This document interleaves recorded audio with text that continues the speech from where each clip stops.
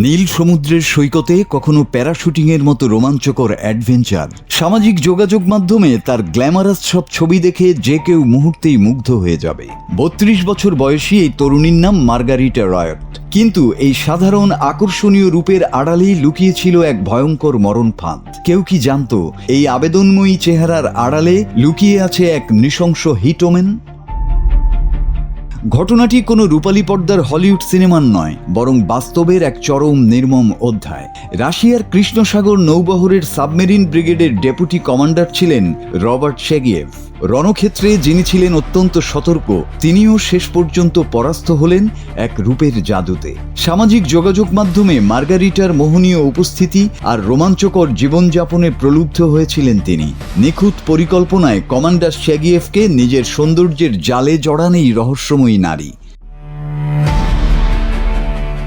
কিন্তু সেই আকর্ষণের শেষ পরিণতি যে কতটা ভয়াবহ হতে পারে তা হয়তো এই কমান্ডার কল্পনাও করেননি। প্রেমের ফাঁদ পাতা শেষ হতেই শুরু হয় আসল মিশন। দিনটি ছিল 2023 সালের 13ই আগস্ট। ইউক্রেনের ক্রিমিয়ার সেভাস্তোপোল শহরের একটি আবাসিক এলাকায় সম্পূর্ণ ঠান্ডা মাথায় অত্যন্ত নিখুঁতভাবে একটি ডাস্টবিনে 500 গ্রাম TNT সমমানের শক্তিশালী বোমা লুকিয়ে রেখে রবার্ট শেগিয়েভকে উড়িয়ে দেয়া হয়। ঘটনাস্থলেই প্রাণ হারান এই রুশ কমান্ডার। এই হত্যাকাণ্ড আন্তর্জাতিক মহলে এতটাই আলোড়ন তৈরি করেছিল যে গোয়েন্দারাও স্তব্ধ হয়ে যান। রাশিয়ার সোচি শহরের বাসিন্দা এই মার্গারিটা আসলে কে? আন্তর্জাতিক সংবাদ মাধ্যমগুলো তাকে আখ্যা দিচ্ছে 21 শতাব্দীর আসল হিটওম্যান হিসেবে। ঘটনার মাত্র কয়েক ঘন্টার মধ্যেই রুশ আইন প্রয়োগকারী সংস্থা মার্গারিটাকে আটক করে। মার্গারিটার জন্ম রাশিয়ার ইউরোস্লাভলে এবং তিনি সোচি শহরের বাসিন্দা ছিলেন। তিনি মূলত একজন জীববিজ্ঞানী। তবে রাশিয়ার কিছু সিকিউরিটি লিঙ্ক টেলিগ্রাম চ্যানেল দাবি করেছে যে স্কট সার্ভিস ওয়েবসাইটেও তার প্রোফাইল পাওয়া গেছে। মার্গারিটা পূর্বেও রুশ প্রশাসনের নজরে এসেছিলেন।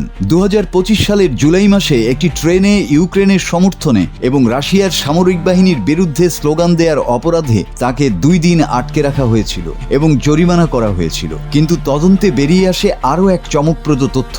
কমান্ডার শেগিয়েভ আগে ইউক্রেনের নৌবাহিনীতেই ছিলেন, কিন্তু 2014 সালে তিনি রাশিয়ার পক্ষে যোগ দেন। অনেকেই ধারণা করছেন এটি ইউক্রেনের হয়ে কাজ করা মার্গারিটার একটি চরম রাজনৈতিক প্রতিশোধ। রহস্যের জট হয়তো এখনো পুরোপুরি খোলেনি, কিন্তু এই ঘটনা প্রমাণ করে দিল যুদ্ধক্ষেত্রে শুধু বুলেট আর মিসাইলই একমাত্র অস্ত্র নয়। কখনো কখনো সবচেয়ে বিপজ্জনক অস্ত্র হয়ে উঠতে পারে একটি নিষ্পাপ সুন্দর মুখ আর নিখুঁত মায়াজাল। পর্দার আড়ালের এই রোমাঞ্চকর ও হার হিম করা গল্প যা সত্যিকেও হার মানায়। মাসুদ হাসান, বাংলা টিভি।